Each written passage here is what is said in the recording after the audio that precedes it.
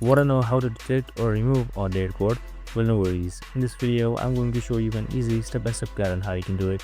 It's super simple and under a minute, so let's get straight to it. Now, detecting and removing outdated code manually can be tiring, but Versa AI can do it automatically with just a prompt.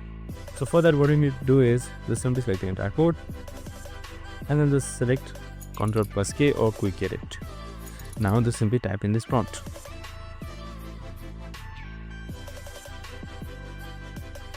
Now just simply select enter, and now once after click enter, as you can see right here, your code should start changing, and just simply select keep in order to keep the code, and it should do it. And that's it, super simple and easy. I hope this video helped. If it did, make sure to like, subscribe, and tune in with us for more of similar videos. Have a good day and see you in the next one.